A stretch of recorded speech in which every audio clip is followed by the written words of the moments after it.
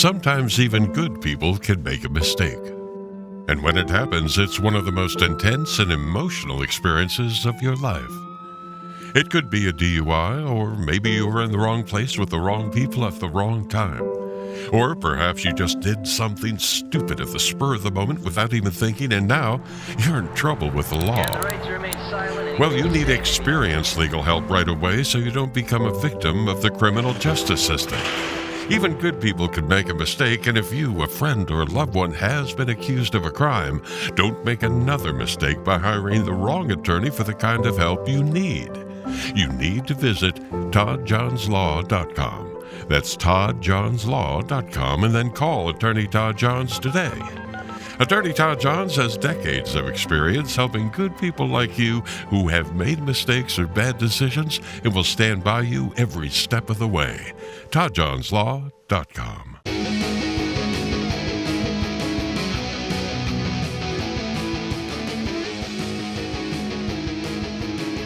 Hello, welcome to That's Enough Out of You. I am the main host of this podcast, Bill Rader. And joining me, my co-host, Sean Kane. Sean, what's going on? How you doing? Billy Raids. How you doing, buddy? These are our favorite episodes to do, pal. I just wish more people would watch them. Well, some of them get good views, but I mean, they're not as, not as much as some of our standalone. The Bob Maheu one is now one of our, I think, our highest standalone episode. Yeah. No, I mean, they're fun. We got great questions, great comments from you guys, from the listeners. So I don't know. Hopefully we get a lot more eyeballs on them in the future. But there's some great stuff here. I'm just looking through the questions, some great questions and great comments. So you want to well, first let's because many of the questions today and the comments today came from our great Patreon subscribers. So let's just plug that real quick. Our Patreon, we do an additional show every week called The Speakeasy, where we talk a little bit more about, current events and, pop culture, things like that. So if you want more of us than just one show a week, sign up for our Patreon. You can sign up for free if you want. You don't get the Speakeasy, but you can get that for as little as $1 per month. So I encourage you to take advantage of that. And there's so many. I mean, Sean, you put articles on there every single day. There's great information about upcoming shows. There's just a lot of great stuff. There's great, we have a great community in the chat. Just, a lot of our authors that we have as guests are on there also. So they are, yeah. Yep. And I mean, I just put some great articles, Bill. I just put a great one up on Jeffrey Epstein, and it's strictly based on his connections. And then I have another one up there on former FBI Assistant Director William Sullivan. Very interesting. Yeah. There's just a lot of really, fascinating articles that kind of expand on a lot of our episodes that we do here, Billy. Yeah. Great stuff. So like I said, you can sign up for as little as $1 a month, or, you can sign up for more. We certainly appreciate any contribution to our little corner of the world here. So we definitely appreciate that. All right. Sean, anything else before we get started with these? Just a shout out to our sponsors. Thank our sponsors. And we got a lot of people that give a shout out to our sponsors today on the comments, Billy. Yeah, definitely. And now that we are monetized here on YouTube, we get ads.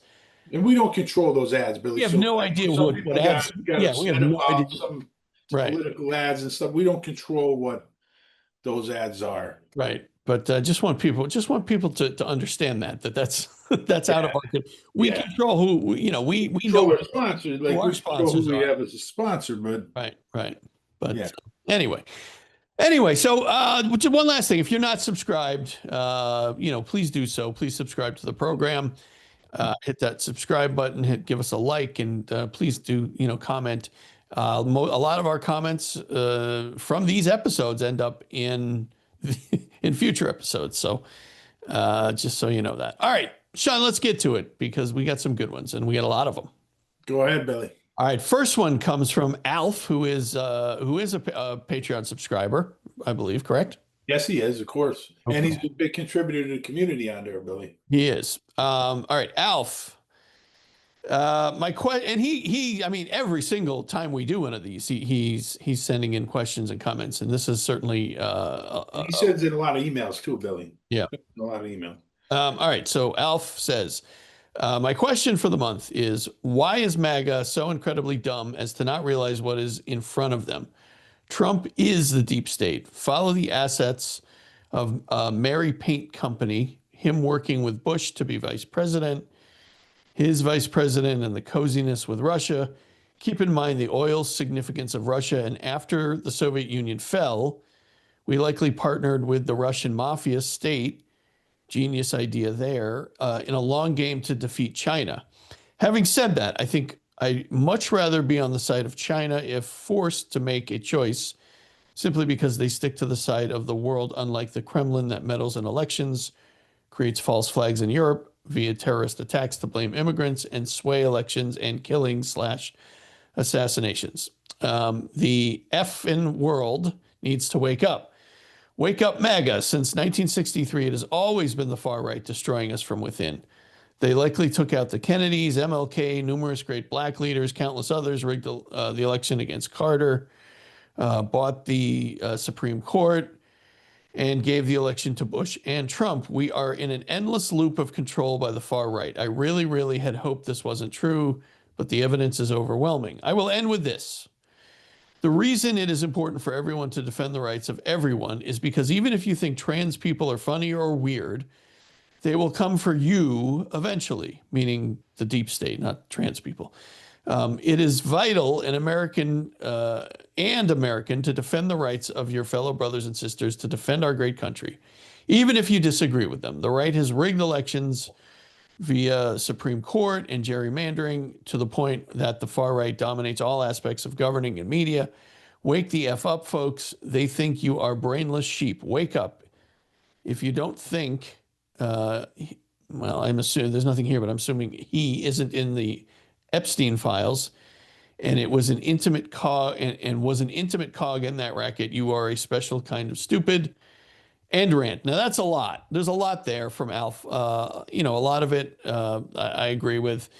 I think it is important. It's important that we defend each other. I think we have been turned against each other. I really believe that we have been turned against each other. There are a lot of people in this country who just hate because they are programmed to hate. They don't even know why they hate. They don't know why they hate the left. They don't know why they hate the right. They just do, because that's what they're programmed to do. And I think that many of us, and I'm not talking about the extremes, because the extreme folks are extreme. They're always going to be extreme. There's always going to be that element. But I think the majority of us, probably the 50% or so in the center, they're close to the center, are a lot closer than you might think. What do you think, Sean? Well, first of all, Bill, I think, one of the reasons why our question episodes are lower rated than some of the others is because we get questions about politics, and that's where we talk politics. And as soon as we say something against the right, or, even something the left don't like, people turn it off. So we isolate certain segments because they don't want to hear what we have to say. So the thing is, the threat always has been from the right, Billy. It's always been from the right. I mean, Kennedy was killed by a right-wing cabal within the intelligence community. I think we've proven that. There's no doubt about that. The COINTELPRO, Operation Chaos, even MK Ultra, they have targeted left-wing groups. I mean, that's a fact. That's not, that's a fact. And then the other thing is, as far as Trump and the deep state, I mean, right now, I don't know how you could defend this position on Epstein. Release the files. MAGA talked about this forever, right? Release the files. I put the article out on Epstein, all his connections. I don't think we're ever going to see that, Billy. It's too vast of an organization that he had, and too many connections to the powerful elitists, and we're just never going to see that. But to defend Trump's position on this, if you're MAGA, is absolutely ridiculous, because you cried about releasing those files, And now here he says it's a hoax, then he's an informant. I mean, what is it? And the other thing, Bill, as far as defending everybody, I mean, that should be a normal thing every human being should do. Everybody should have their own rights. I mean, you got ICE running around. I mean, basically just kidnapping people because of the way they look, right? I mean, it's just absolutely mind-boggling, Bill. And the hate in this country is ridiculous. The violence has to stop. Today we had, Charlie Kirk gets shot and killed, and the thing is, Bill, all the violence has to stop. Yeah. It all has to stop. But the thing is, I'm seeing some of the same people that were laughing when Pelosi's husband got hit with a hammer are now all upset about this. Yeah. Be consistent. Yeah. Be consistent with your beliefs. And you know what I mean? Like, I'm just tired of it. Where's the outrage when there's a school shooting, which happens all the time? Every day. Every day. And where's the outrage? You know? Yeah. And it's just there's too much hate being said all over the place, Bill, and it's just the divide is unbelievable. The country's a mess right now. It's an absolute mess. And I think it does go back to November 22nd, 1963, when you kill a president in broad daylight at noon in a major city and say basically, hey, we did this and we can get away with it. You got anarchy. Yeah. Yep. So I don't know what else to add on that. I thank Alf. He's always got great comments, and let's stop the violence, Bill, and stop all this hate. And just every day, it's just and who knows? I mean, this is as we record this, like you said, we're just a couple of hours after that assassination happened. And who knows what's going to happen between now and the time that this episode airs, but. It's it gets hard, it gets crazier and crazier every But Bill, single let's day. be consistent and let's be aggravated every time somebody gets killed. Yeah. You know what I mean? Let's just not pick and choose when we get aggravated because we like this person, don't like that person. Let's stop all the violence. Yeah, I agree. That or no? No, of course, I agree with that.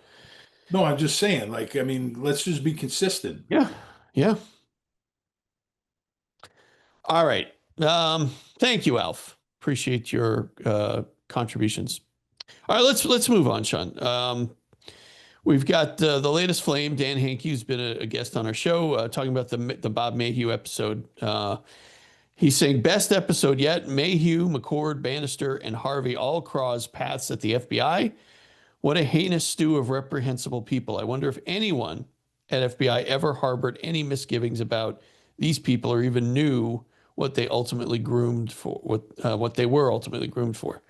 Number two, that phone call to Meyer had to scare the shit out of him. Out of the blue, Maheu just asks if he needs anything. That to me is a reminder, we're watching you, watch what you say. As to the main trip, I wonder if Maheu went back to erase as much of his past as he could, whether by telling people they couldn't discuss him and say, I don't recall this guy at all, or maybe destroying school records and any newspaper reports about him up through that time. What a vile human being Maheu was. Yeah, I think if you go back and listen or watch that episode, you'll understand. I mean, Sean, you did a great job with the research there. He was just, Yeah, and Dan's got great comments. And one of the things he said there, Bill, is he wonders about what, if other FBI people thought those individuals were, heinous and everything. And I think there certainly was, because not everybody that's in the FBI is a bad person. I mean, we got to stop dealing in absolutes, Billy. I mean, there's a lot of good people in the FBI that profilers and a lot of, really patriots in there that do a great job. And that's why they joined the FBI, but I mean, there was a lot of, Hoover ran really a bad ship, Billy. And there's no doubt about that. And Maheu was one of those guys that started in the FBI and then eventually, he goes to the CIA. And, that episode, Bill, is really one that started this chain of episodes we have. We got Mitchell Warbell coming up. We got Johnny Roselli. And we're going to have Giancana and Marcello Traficante. And we talk about a lot of these guys, like Maheu and Harvey and they were just despicable characters, Bill. But you can't say that's everybody that's ever been in the FBI. And I don't think Dan was saying that. He was just, making a comment about what others think, and I think he understands too that a lot of them probably thought the same thing, that these guys are, there's something wrong with these guys. Yeah. Yeah. But Maheu, Bill, there's still more to come on Maheu. We're digging deep, and there's other stuff, and believe me, there's going to be another episode on Maheu, and it's going to be explosive because there's a lot of more information to come. All right. Looking forward to that. All right, Dan, thank you. All right, next one comes from the legendary Rawhead Rex. He's talking about the episode with my band, Almost Infamous. The place in Scranton you were trying to remember the name of, was it the gold mine or the electric mine shaft? Maybe. Honestly, Rawhead, I don't even remember. We recorded that episode so many months ago. I don't remember. Ryan, did you call him Ryan? What? Did you just call him Ryan? Who? Rawhead. I said Rawhead, didn't I? Oh, it sounded like Ryan. It sounded like you call him Ryan. No, I don't know. Maybe that's his undercover name when you guys go on the cover. No, if I did, I didn't mean. I meant to call him Rawhead. But I don't even remember what the question was. As far I know, Electric Mine Shaft was a record store years and years ago in this area, but I don't remember the gold mine or anything like that. Anyway, I know I'm close with the name. As always, go Islander hockey. Best in New York. I don't think he sent. I think that was probably edited. Anything on your undercover superhero episode yet? I don't know what that is either. I don't He know. wants you to go undercover, Bill. He wants you to go undercover and start, solving some of these local problems we have, Billy. Oh, like the Explosions in the middle of the night. yeah, and like the immigrants that are apparently hiding in the woods or something. What about that? I don't know nothing about that. What's Sean, I didn't want to get into it. I didn't hear that one, Billy. Yeah, apparently there's a group of illegals that are camping out in the woods and attacking, setting fire to garbage cans and stuff like that in boxes. So anyway, I don't know, but I think it's pretty safe out there in our area. But hey, whatever. well, what do we know? We only live here. On Nathan's episode, love the episode, Nate. Even though I strongly feel Penn State, I won't say what he said, belongs on the overrated list because they don't play anybody until Halloween again.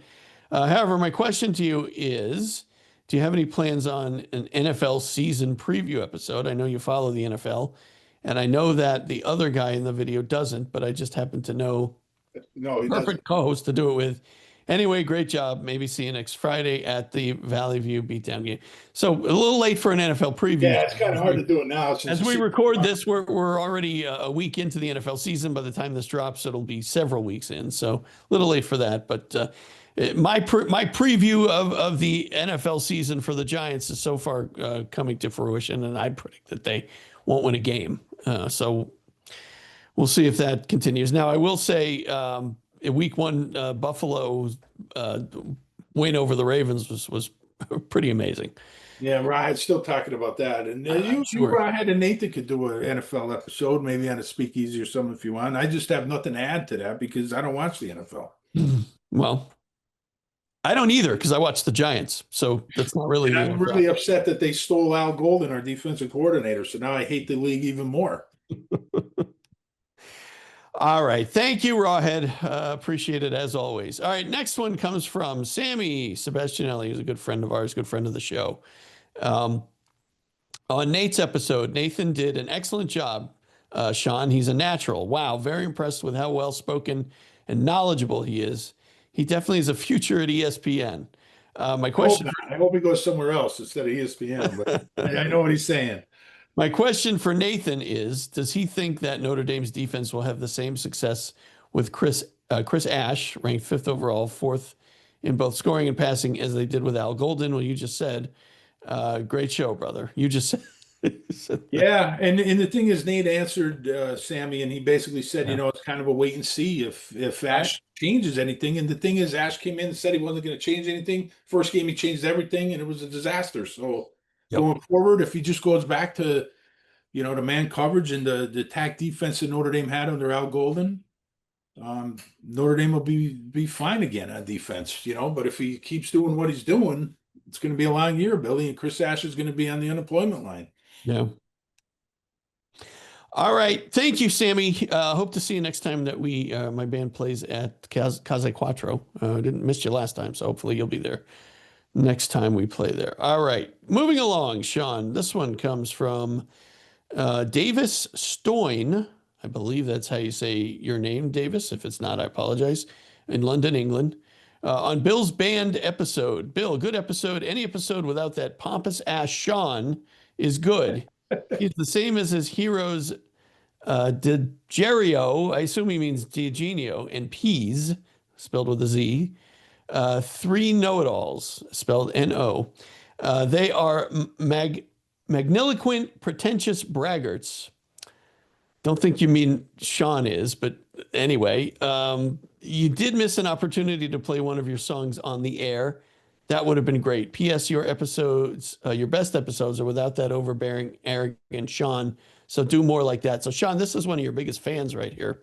I guess. I mean, he called me Pompous, and then he called me 10 other words that mean pompous. I mean, whatever. I mean, he said he likes, what did he say? He likes the episodes I'm not on. I think it was only not on 2 episodes. So he likes your hockey episode and your band episode, Billy. So just keep watching those over and over, Davis. But hey, you can't please everybody, Billy. If you have an opinion, you're going to aggravate somebody. You know what I mean? I don't care what it is. And, you know, I have my opinions, and I don't have a problem voicing them. So I'm going to make enemies. And obviously this guy's one of them.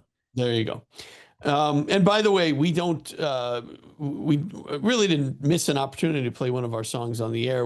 I mean, we're a cover band, so we don't have original music. But so if you want to hear any of the songs we play, just listen to 80s on 8 or 90s on 9 on Sirius. Because Rawhead wanted that. He wanted you guys to play one.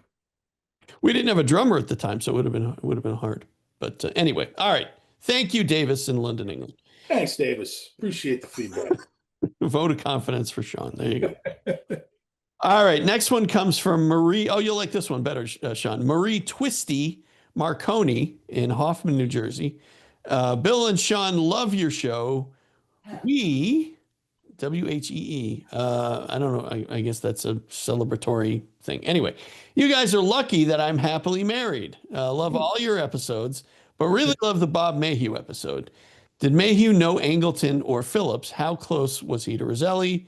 Was he connected to the Rockefellers? It seems to me that the Rockefellers had the most motive to take out John and Robert. Keep up the good work and keep looking so fine on video. I watch every week. Wow. Hey, a good compliment, Bill, after that, you know, so thanks there, Tootsie. Is that her name, Tootsie? Twisty. Sorry, Twisty. Listen, what Twisty means, I have no idea. But apparently she's happily married, Sean. So let's, you know. It's fine, but we appreciate the nice comment after being called pompous and, you know, 10 other words that mean pompous. But, you know, what's she say about There's a lot of questions. Did Maheu know Angleton or Phillips? Okay. Well, I mean, you know, Maheu worked for the Office of Security. So obviously, you know, he was aware of Angleton. Did they meet in person? Probably not. I mean, they only met Dulles once by accident. Maybe he met Angleton, but his contacts were Big Jim O'Connell. There was other contacts in the Office of Security. As far as who else they asked about, Phillips and Roselli, she asked about? Angleton.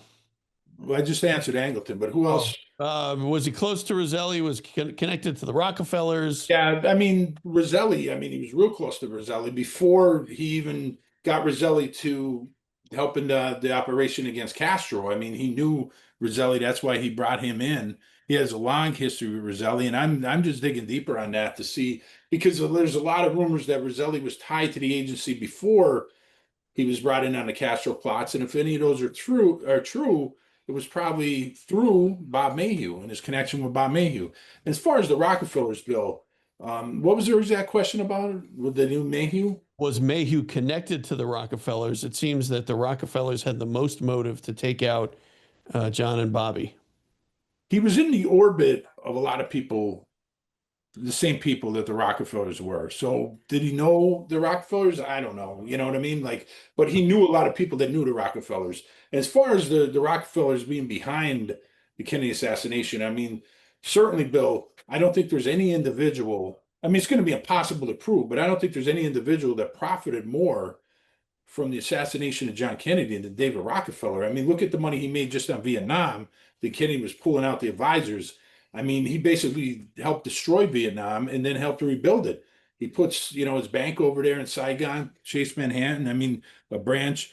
I mean, he made so much money. And look at the money he made in Indonesia. We talked about that. Remember with the episode with Dr. Greg Paul Grain about the gold that they found over there.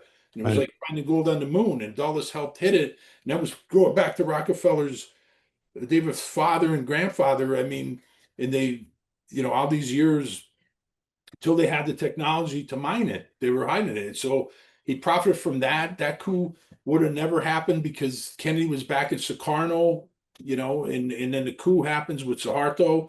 Also in the Congo, Rockefeller profited from that. And all over, they steal the resources. You can see this in Brazil, Dominican Republic.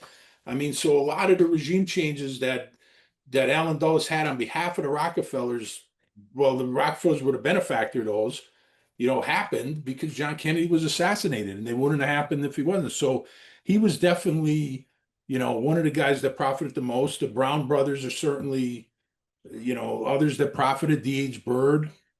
There's a lot of powerful people that got even more powerful and even more wealthy because John Kennedy was killed. Right. Yeah. So, all right. All right. Question there, Twisty. Yeah, thank you. Twisty. Marie Twisty. Where's she from, Billy? Hoffman, New Jersey, Sean. Jersey. I'm not familiar with Hoffman. Are you? No, I don't know if it's North Jersey, South Jersey. Sopranos territory, maybe? I don't know. Maybe. But anyway, thank you very much. Thanks, very, very nice of you to say. All right. This one comes from Pitch Patch Play in Saint-Julie, Quebec, Canada. Love your boss program. I like how you mix it up and have sports, politics, and pop culture, not just JFK stuff. I love the episode with Nathan on football. He was fabulous. Please tell him that. Bill, I really enjoyed your episode with your bandmates. So cool. The two of you are very knowledgeable in so many areas and work together so well. It's clear that you're related. We're not, but okay. We're related, well, through marriage, I guess. Through marriage, yeah. But we might as well be. I mean, might as well be, brother. We've been, brothers for a long time. 30 years. Keep representing the truth and having fun doing it. By the way, that's my video game handle. Okay, that explains it. But yeah, thank you very much for the compliments. Again, Nate was great. Yeah, as he always is. That's why we call him Nate the Great. He was fantastic, Bill, and that episode's been pretty good. I mean, better than some of the authors that we brought on and stuff. So he did really good, and I'll tell him appreciate that. And what's his name? Pitch Patch Play. Yeah. So apparently that's a video game handle. All right. Thank you very much. All the way up there in Quebec. From Giordano in Rome, Italy, our friend Giordano. Sean, I was listening to the Patreon episode where you were reading the FBI transcripts, and I was thinking, what a great Jimmy Coonan impression. Then I realized that was just you being in your Pennsylvania, New York, Boston accent. Keep it up. Billy and Sean, you guys are the best. Yeah, I think a lot of people who somebody asked you if you were from Chicago. Like, I think your accent is definitely, it's the Northeast PA. Yeah, it's Laura. I think it was Laura asked that, didn't she? Oh, I believe you're right. Yeah, and Center, she asked that. Yeah. I mean, and then I spent a lot of time up in New England, though, a lot of time in Boston. So yeah, but you don't have a Boston accent. Believe me. Oh, but it's kind of, I don't know. It's kind of there. I was horrified by that accent. They were my nightmares. Well, I tell you, it gets really intense when they're drinking. Oh yeah, it's really intense. Yep. But kind of like the Irish brogue. Yeah. But yeah, I mean, I wasn't doing an impersonation, Bill. I was just talking like you did your impersonation on Gotti that time. But that's right. Just me talking, buddy. All right, Giordano, thank you very much. We appreciate the feedback. All right, Sean, we're going to do one more, and then we're going to take a quick break. And we'll do the ad for our sponsor for DK. And then we usually, what I usually do, Sean, is I also put an ad in there with you talking about the Lancer Conference. So maybe, I don't know if you want to, when we come back, say just a couple things about the Lancer Conference. Yeah, we could. Okay. All right. We will be, well, actually, let's do one more and then we'll come back. So this one comes from Phil Hardy in England. This is about the Janet Banister episode. Hey, guys.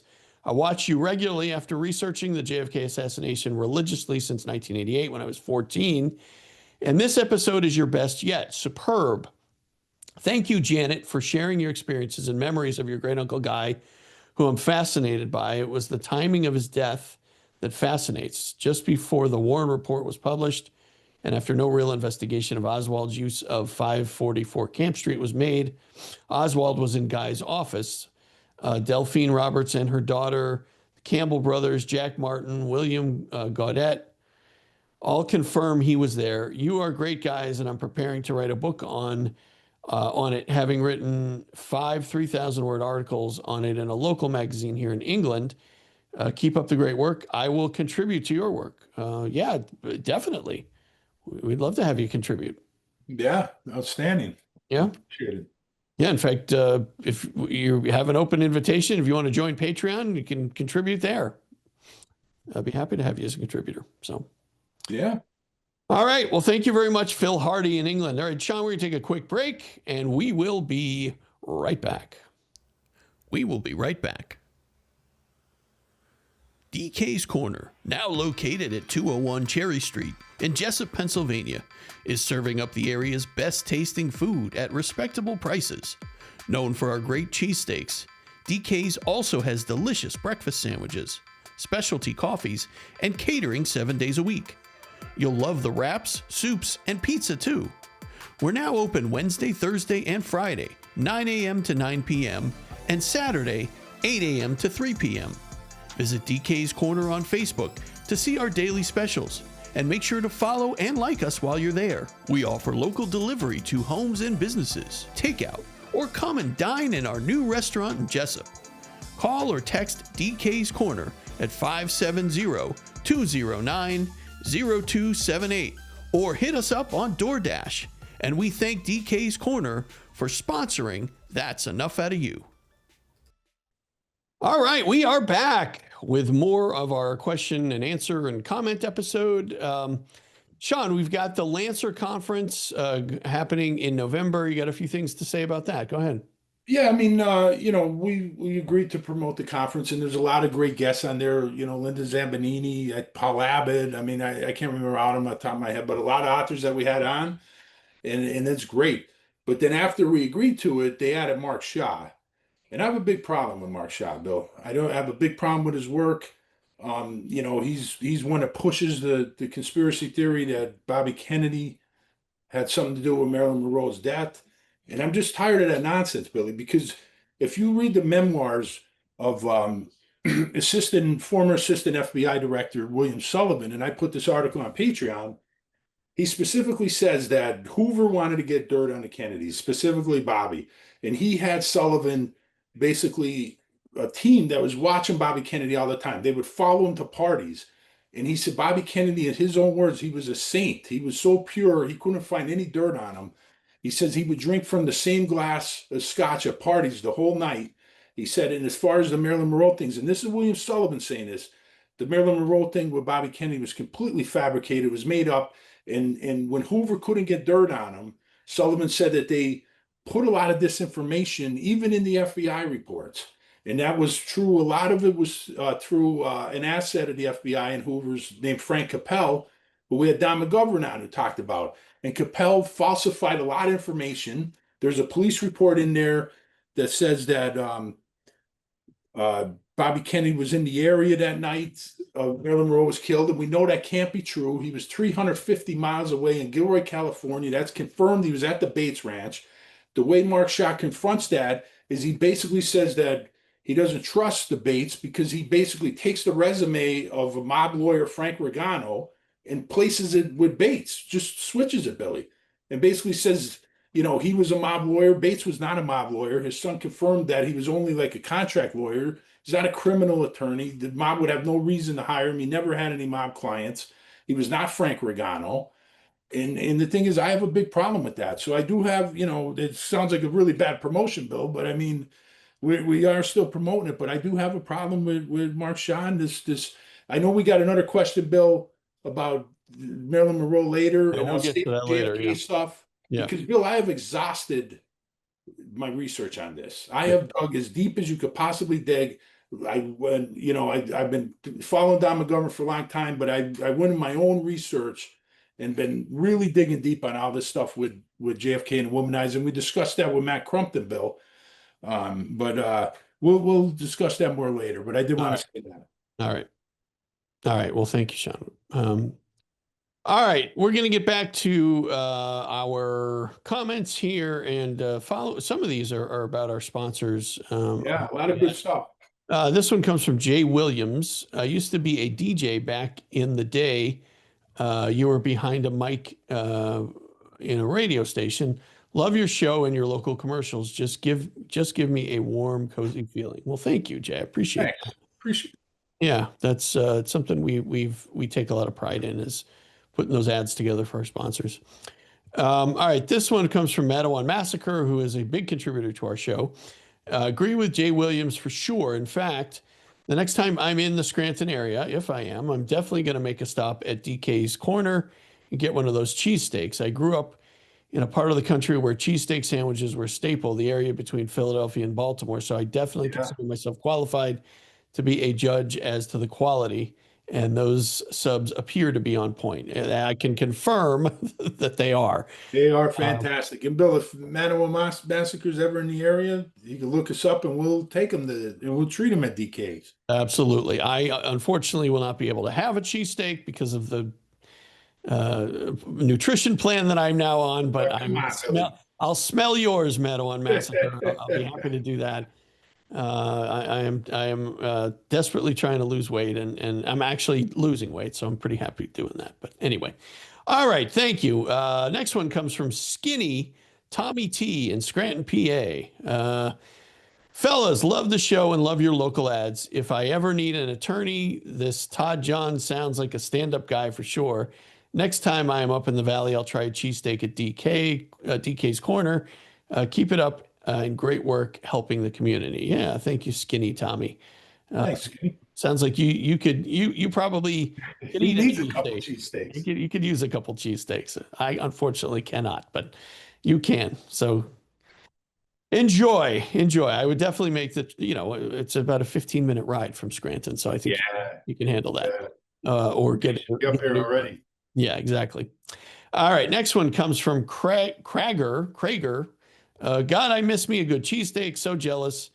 I need a DK cheesesteak. You do indeed. I don't know where you are, Krager, but if you can get here to Jessup, Pennsylvania, please do so.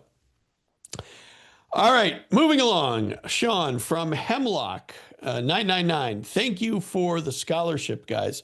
It is unmatched. Because of that, I'm happy to say that I am a Patreon member now. Well, thank you. A great show. I'm very excited to get into my new books I ordered off your bookshop that came in the mail this week. Thanks for the recommendations, guys. Yeah, that's great. Thank you, Hemlock. We appreciate the support. That's great. Yeah, Hemlock's newer to the Patreon and everything, but he's a great contributor and has some good comments, Billy. And he got some really good books, Bill. I think he got a couple mob books and oh yeah, yeah, I forget what exactly he ordered, but I'm pretty sure a couple mob related books. That's good. Well, we appreciate your support, Hemlock. Absolutely appreciate it. And tell your friends about our Patreon. And Bill, I just want to say in the bookshop, people have books that aren't on there and they want it. I could always see if they're in the inventory bookshop and we could add them on. That's yeah, definitely. Yeah, because Sean, the nice thing about that is it supports local bookshops. Sure, yeah. Sure. And we need local bookstores, Bill. We really do. I like going to the local bookstore. Yeah, me too. Me too. I enjoy it too. I always like to have the physical copy of a book. It's nice to have that. We don't need data centers, Bill. We got data centers. They're called libraries and bookstores, Billy. That's right. That's what we need. All right, Hemlock, thank you very much. And we really appreciate the support. Next one, again, another Madawan Massacre comment, this one on the James Day episode. By the way, we've got James Day coming back on. Yeah. Another great episode with him. So anyway, the church angle is very interesting. We've known for quite some time that intel agencies utilize churches and other establishments of faith as operational fronts and as means of concealment. They're a great way to conceal money transactions, to move operatives around the world, and to discourage the naysayers. There are a couple churches around today that I feel are mostly likely intel fronts. One such church would be the Mormon Church, which basically runs the entire state of Utah, and its ranks are full of military officers and other members of the national security state. Not to mention, it maintains a huge database in Utah, which contains the genealogical background of nearly everyone on this planet.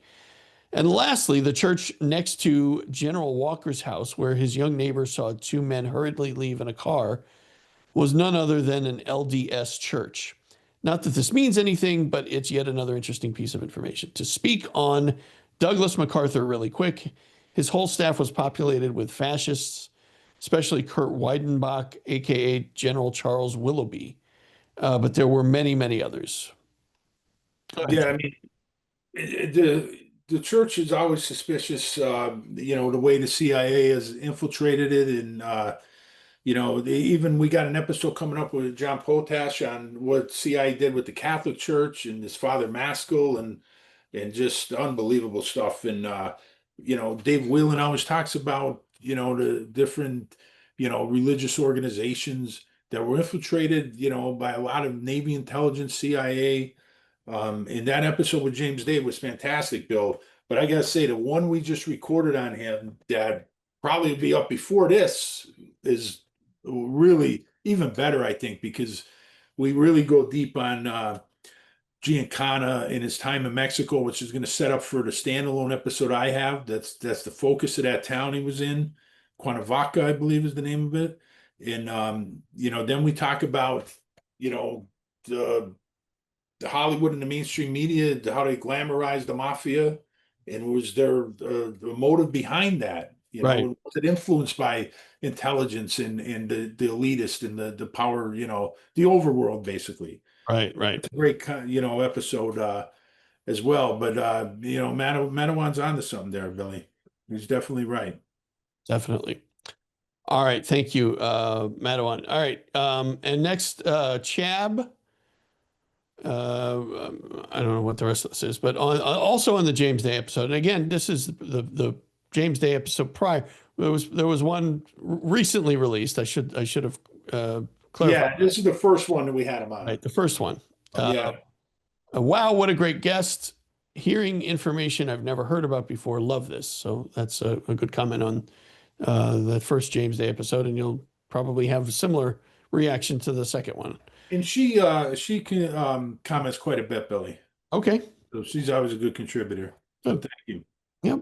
All right. Next one comes from Feach's Card Game in North Jersey. You love these Sopranos references, and it's the same guy, Billy. I'm sure it is. I'm sure it is. I'll tell you who it is after, but it's the same guy. All right. Guys, I agree with you that the HBO Gotti movie is fantastic, but there are some inaccurate scenes. For example, Jimmy McBratney was not a Westie, and the neighbor that ran over Gotti's son was never found.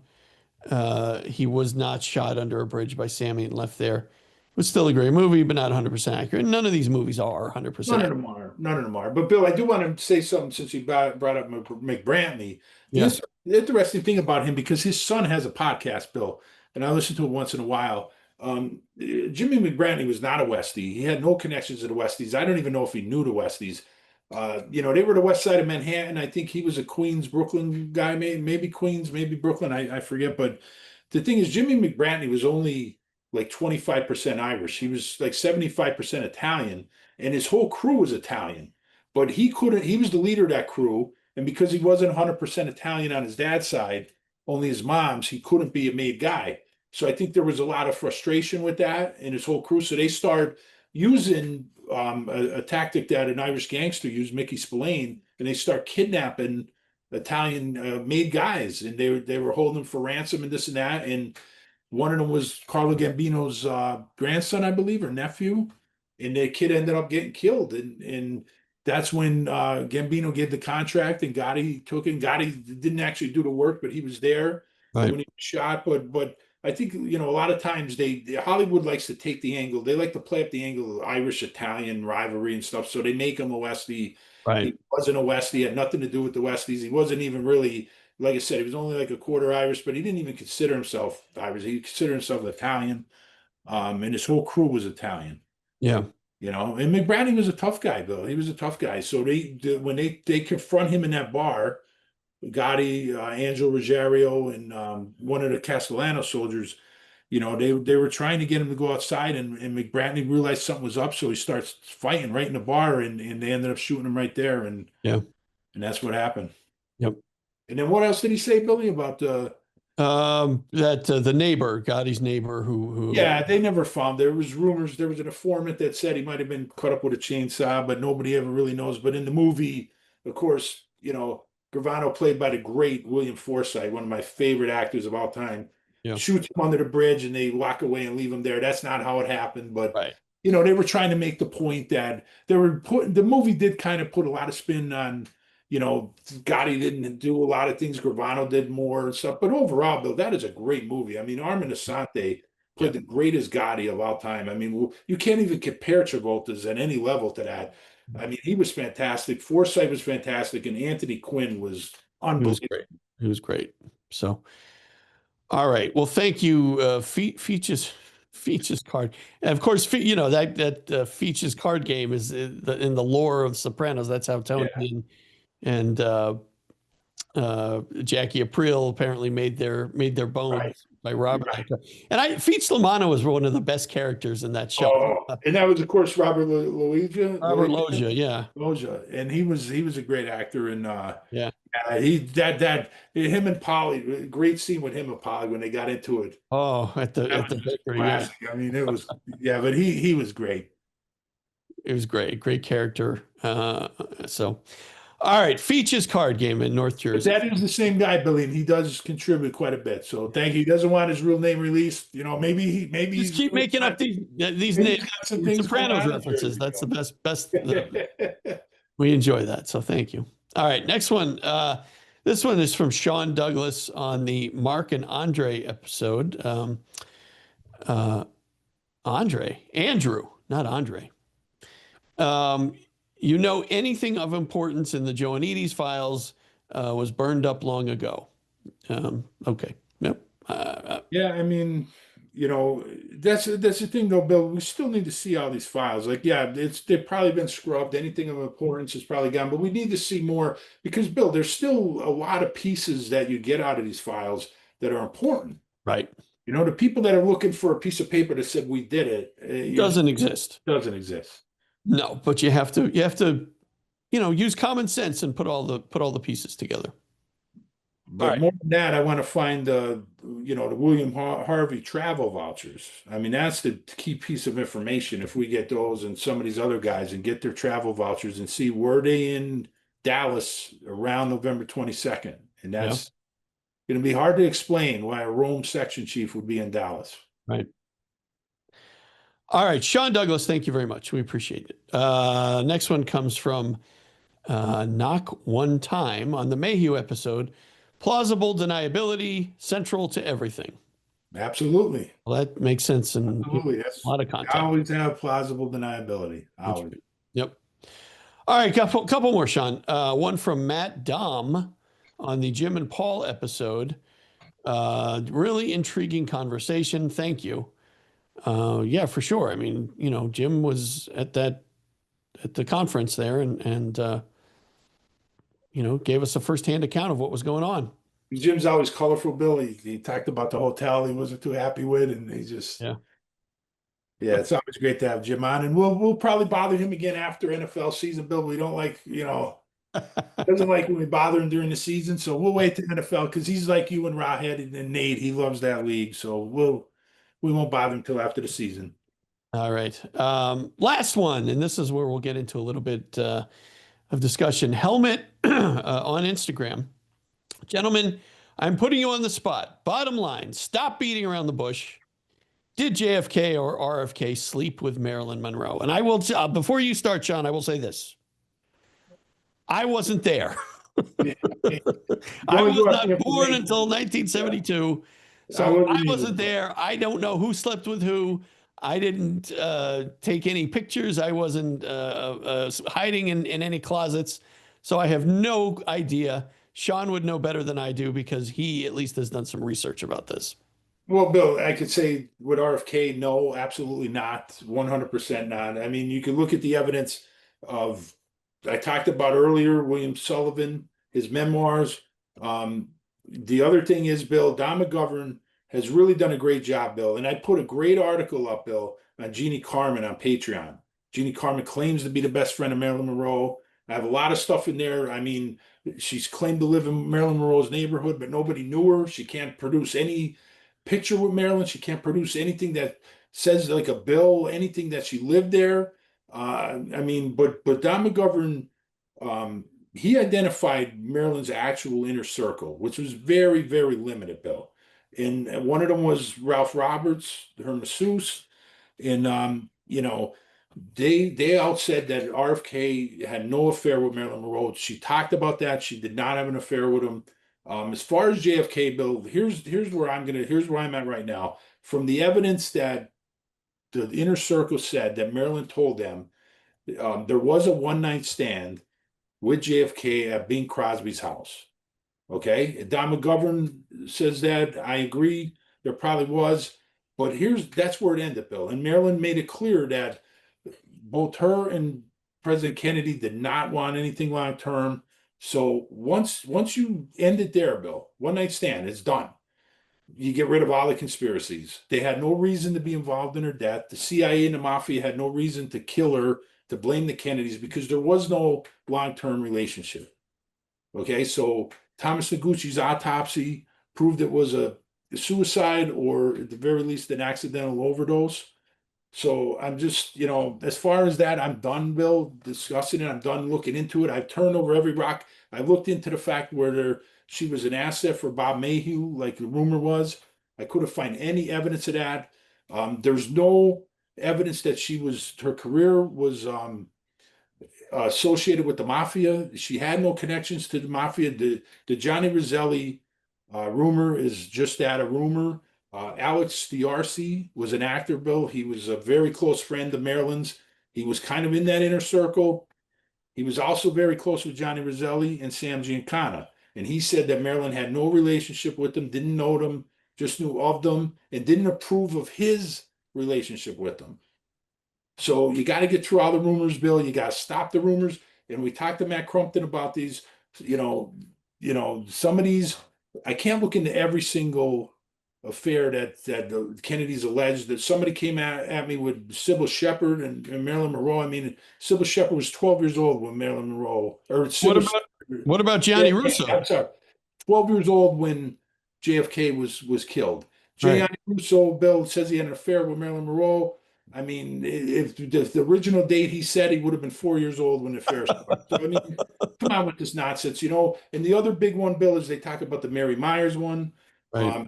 And listen, to me, the whole thing is, to me, when I look at it, Ben Bradley is a fake friend of the Kennedys. They talk about James Angleton. Went after Mary Myers' diary. There's always a diary, right? But here's the thing. Why does it have to be about JFK? Mary Meyer was married to Cord Meyer, the CIA, for 15 years, Bill.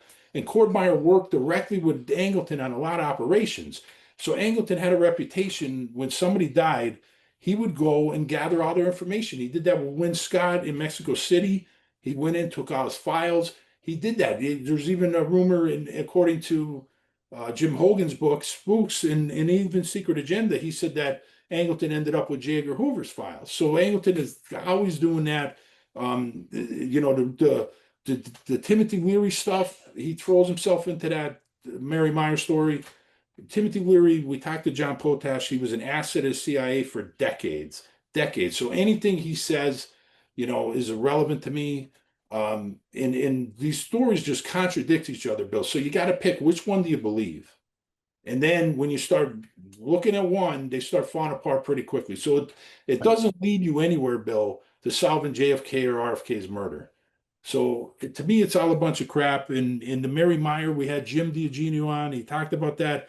Her murder, the guy that was accused originally of killing her was probably the guy that did it. It had nothing to do with the Kennedys, and that's where I stand on that. And listen, Bill, if somebody wants to come back and say, well, I watched the documentary and they're going to argue with me, I'm not wasting my time. If you want to look at it and do the research that I did on it, then you could come back and we'll talk about it. But until you have that extensive research and looking into this, and I believe me, Bill, I've looked over everything on Marilyn Monroe and even the Mary Myers and a lot of these other alleged womanizing, and that's where I stand, Bill. One night stand with Marilyn Monroe, and it stopped there, and the rumors should have stopped, the UFO nonsense, Area 51, and the mafia, and running messages about the Castro hits, all that nonsense.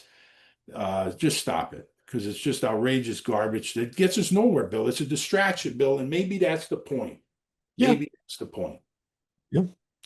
All right. Well, I hope, Helmut, that was good enough of an answer for you. I don't have anything else, Bill. I mean, that's the bottom line. We're not beating around the bush anymore. That's I don't think we ever did, though, Bill. Did you ever hear me say that I think Kennedy had no affairs? Like, he's a human being. He did make mistakes. Sure. I never said that. I said it was exaggerated. A million times exaggerated. And we've had episode after episode after episode. But I will say, Bill, that I don't think Bobby Kennedy ever had an affair. I mean, the guy had 12 kids. Did he even have time? I mean, come on. And there's really no credible evidence that he did. So that's where I stand on that. All right. Well, that will do it, Sean, for our question and comment and answer episode. We appreciate all of your questions, all of your comments, and we hope that we provided the information that you were looking for. If you have additional questions, follow-up questions, whatever, you can put them in the comments of this episode, but we do appreciate your support. We certainly appreciate our Patreons. And by the way, we will always give our Patreons the first crack at these episodes. So please make sure that you at least check out our Patreon page. We would appreciate it. All right, Sean, anything else before we wrap up tonight? No, I think we covered a lot of good ground, Bill. The questions are always awesome. We got a great community on Patreon, and we got a great community that follows us on the regular show on YouTube here, and even Spotify and Amazon and Apple. You're listening on audio.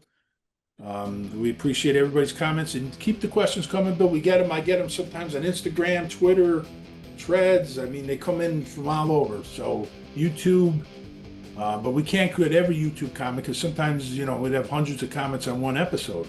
So we try to pick and choose the most, the ones that'll be the best discussion that we think we need to elaborate more on, and we bring those on. But we got so many questions, Bill. We already got about 100 for the next couple. All right. Sounds good. All right, Sean. In the words of Feach Lamana, peaches are great. They're from fucking New Zealand. All right. Thanks, everybody. That was good, Billy. That's Enough Out of You podcast is executive produced and written by Bill Rader and Sean Kane, and edited by Bill Rader. The That's Enough Out of You podcast and logo are exclusive property of Bags of Chicken, LLC. Any rebroadcast, retransmission, or accounts of this podcast without the express written consent of Bags of Chicken, LLC is prohibited. So don't even try it.